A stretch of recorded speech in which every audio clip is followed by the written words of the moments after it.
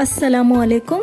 ಇದು ನಮ್ಮ ಕರ್ನಾಟಕದ ಮುಸ್ಲಿಂ ಮಹಿಳೆ ಮಾಡಿದ ಸಾಧನೆ. ಕನ್ನಡ ಜಿಲ್ಲೆಯ ಕಡಬ ತಾಲೂಕಿನ ಬೈತಡ್ಕ ಎಂಬಲಿನ ಯುವತಿಯೊಬ್ಬರು ಕ್ಯಾಲಿಗ್ರಫಿ ಮೂಲಕ ಕುರಾನ್ ಬರೆದು ದಾಖಲೆ ಮಾಡಿದ್ದಾರೆ. ಬೈತಡ್ಕದ ಇಸ್ಮಾಯಿಲ್ ಹಾಜಿ ಜೊಹರಾ ಇಸ್ಮಾಯಿಲ್ ಅವರ ಮಗಳು ಕುಮ್ರಾದ ಮಕ್ಸುಲ್ ಹುದಾ ಮಹಿಳಾ ಕಾಲೇಜಿನ ವಿದ್ಯಾರ್ಥಿಯಾಗಿದ್ದ ಫಾತಿಮಾ ಸಜಿಲಾ ಇಸ್ಮಾಯಿಲ್ ಈ ಸಾಧನೆ ಮಾಡಿದವರು.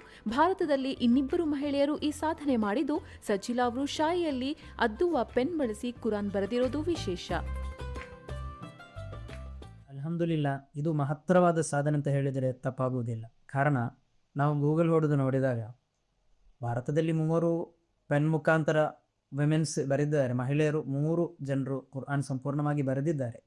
ಆದರೆ ಕಲಮು ಡಿಪ್ಪು ಮಾಡಿ ಬರೆದದ್ದು ವಿಶ್ವದಲ್ಲೇ ಒಬ್ಬರನ್ನೇ ಈಗ ತೋರಿಸ್ತಾ ಇದೆ, ಸಜಿಲಾ ಇಸ್ಮಾಯಿಲ್ ಅವರು ಮಾತ್ರ. ಕರ್ನಾಟಕದಲ್ಲಿ ಕೇವಲ ಈ ಒಂದು ಮಹತ್ತರವಾದಂತಹ ಸಾಧನೆಯನ್ನು ಮಾಡಿದ್ದು ಸಜಿಲಾ ಇಸ್ಮಾಯಿಲ್ ಅವರಾಗಿದ್ದಾರೆ. ಅಲ್ಹಮ್ದುಲಿಲ್ಲಾ, ಇದು ನಮ್ಮ ಈ ಮಹಲ್ಲ ಬೈತಡ್ಕ ಮಹಲ್ಲೆಗೆ ಅತ್ಯಂತ ದೊಡ್ಡ ಹೆಮ್ಮೆ ಅಂತ ಹೇಳಿದರೆ ತಪ್ಪಾಗುವುದಿಲ್ಲ.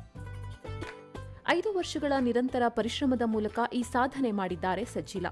2021ರ ಜನವರಿಯಲ್ಲಿ ಕುರಾನ್ ಬರೆಯೋದಕ್ಕೆ ಆರಂಭಿಸಿ 2025ರ ಆಗಸ್ಟ್ನಲ್ಲಿ ಪುಸ್ತಕ ಪೂರ್ಣಗೊಳಿಸಿದ್ದಾರೆ. ಈ ವಿಶುದ್ಧ ಕುರ್ಆನ್ ನಮ್ಮ ಮುಸ್ಲಿಮರ ಅತ್ಯುನ್ನತ ಪವಿತ್ರ ಗ್ರಂಥ. ನಮ್ಮ ಅಡಿಪಾಯವೇ ಕುರ್ಆನ್ ಆಗಿರುತ್ತದೆ. ಇದು 1500 ವರ್ಷ ಮುಂಚೆ ಅವತೀರ್ಣವಾದರೆ ಅವತ್ತಿನಿಂದ ಇವತ್ತಿನವರೆಗೂ ಇದರಲ್ಲಿ ಒಂದು ಚುಚ್ಚಿ ವ್ಯತ್ಯಾಸ ಬರದ ಹಾಗೆ ಇದು ಕಾಪಾಡಿಕೊಂಡು ಬರ್ತಾ ಇದ್ದೀವಿ.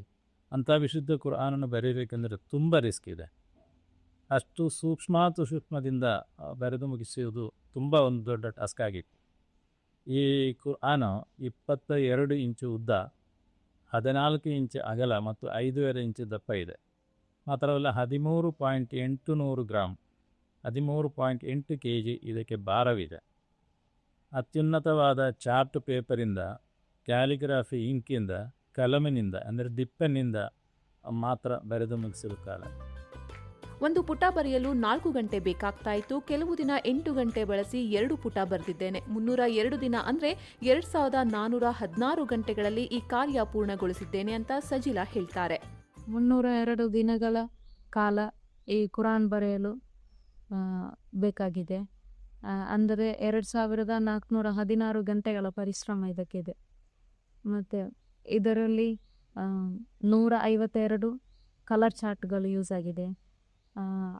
15 ಕ್ಯಾಲಿಗ್ರಫಿ ಇಂಕ್ಗಳ ಬಾಟ್ಲ್ ಮುಗಿದಿದೆ.